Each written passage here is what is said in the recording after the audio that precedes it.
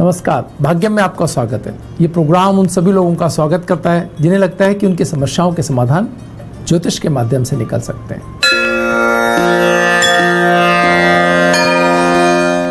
आज 8 जून 2020 है। आषाढ़ मास चल रहा है, कृष्ण पक्ष है, तिथि तृतीया है और वार सोमवार है। विक्रम संवत 2077 है।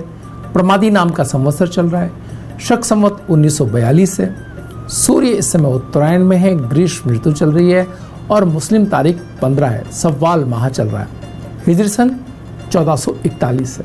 तृतीया तिथि रात्रि में 7:57 तक है। उसके उपरांत चतुर्थी तिथि आरंभ हो जाएगी। नक्षत्र पूर्वाषाढ़ा दिन में 1:45 तक। उसके उपरांत उत्तराषाढ़ा नक्षत्र आरंभ हो जाएगा। योग शुक्ल दिन में 12:52 तक। उसके उपरांत ब्रह्म योग आरंभ हो जाएगा।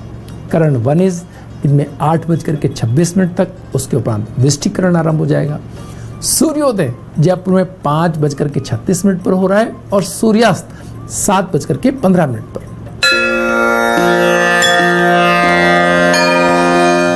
ग्रहों का गोचर में देखें तो सूर्य शुक्र की राशि वृष के अंदर है। मंगल शनि की राशि कुंभ के अंदर है। बुध अपनी स्वराशि मिथुन के अंदर है। बृहस्पति शनि की राशि मकर में है और नीच राशि के अंदर कहलाती है इनकी। शुक्र अपनी वृष राशि के अंदर स्वराशि के अंदर है।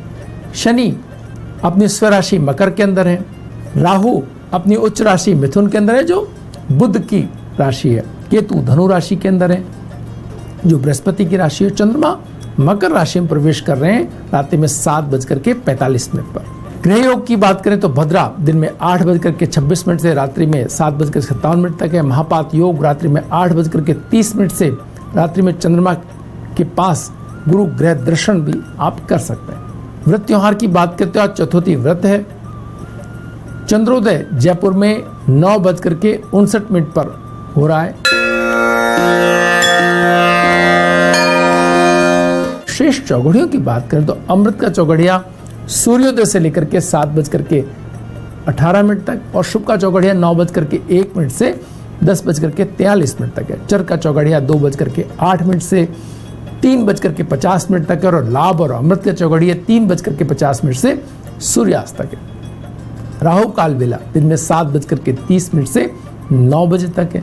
जो लोग राहु काल में शुभ कार्यों को प्रारंभ नहीं करते हैं और उन कार्यों को टाला जाना भी उनके लिए संभव ना हो तो प्रातःकालीन सूर्योदय के दर्शन करके आप कार्य प्रारंभ कर सकते हैं। इससे राहु काल के दुष्प्रभाव में कमी आएगी।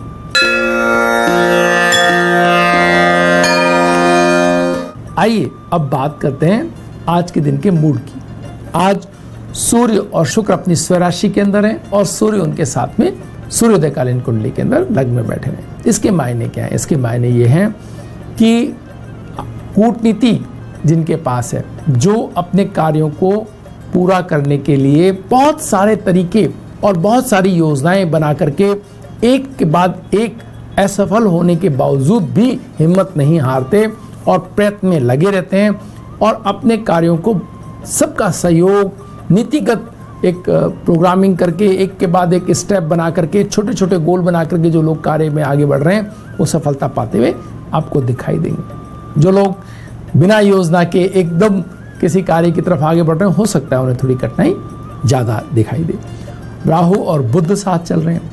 इसके मायने ये हैं कि व्यवसाय के अंदर एकदम एक के बाद एक परेशानी आपको दिख रही है, लेकिन जो लोग यहाँ भी राहु साथ होने के कारण परेशानियां हैं लेकिन बड़े गेन भी। अगर आप उन दरवाजों को खोल पाते हैं, अगर आपके पास सही उनके कोड हैं और आप उन लॉक्स को खोल पाते हैं तो आप बहुत बड़ा पा भी रहे हैं। देखिए आप बहुत सारे ऐसे श्रेणियां हैं जिनके अंदर लोग बहुत धन बना रहे हैं आजकल, लेकिन वो उन श्रेणियों के अंदर समय से पहले उन्होंने उनको पहचाना और बहुत तेजी से आगे बढ़े तो धन भी बना रहे हैं। तो इन सब स्थितियों को ख्याल करते हुए आप सही योजनाएं बनाएं, सही तरीके के उत्साह और सही लोगों के संपर्क में रहते हुए उनके साथ एक अपनी टीम बनाते हुए टीम ही जीत रही है। अकेला कोई भी सही से नहीं धन बना पा रहा है।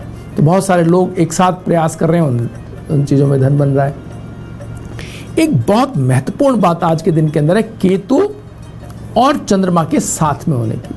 जहां बुध राहु के साथ है, वहाँ चंद्रमा केतु के साथ है। ये एक ऐसी स्थिति बनाता है मित्रों जिसमें आपके आसपास परिवार में, घर में जो आपके साथी जो पहले कार्य कर रहे थे, आपके मित्रों के अंदर लोग बातों को छिपाएंगे, आपको सीधी सीधी जानकारी नहीं देंगे। आपको जानकारी हासिल करने के लिए एक से अधिक लोगों से बात करनी पड़ेगी।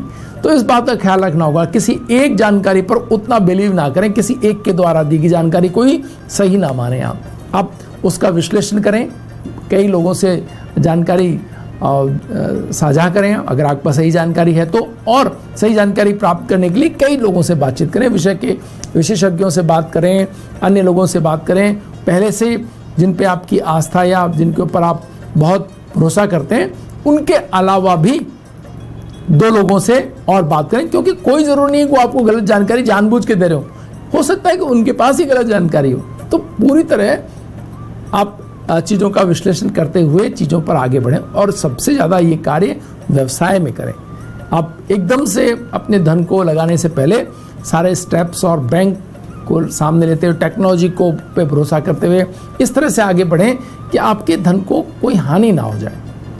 तो ये बहुत महत्वपूर्ण आज के दिन के अंदर छिपा हुआ है। साथ ही साथ नए ज्ञान को प्राप्त करने का ये बहुत बेहतरीन समय। मित्रों, जो लोग बहुत ठीक ढंग से अपनी शिक्षा पिछले दिनों अगर नहीं कुछ सीखना था, कुछ बढ़ाना था, अपनी नॉलेज बढ़ानी थी, अगर नहीं कर पाए, तो इन दिनों अगर अपने जो बचे हुए समय का उपयोग अगर कुछ चीज़ें सीखने में वो करते हैं, तो अपने इस खाली समय या इस समस्या में आने के कारण वो बेहद बेहतरीन उपयोग उस समय का कर रहे होंगे। क्योंकि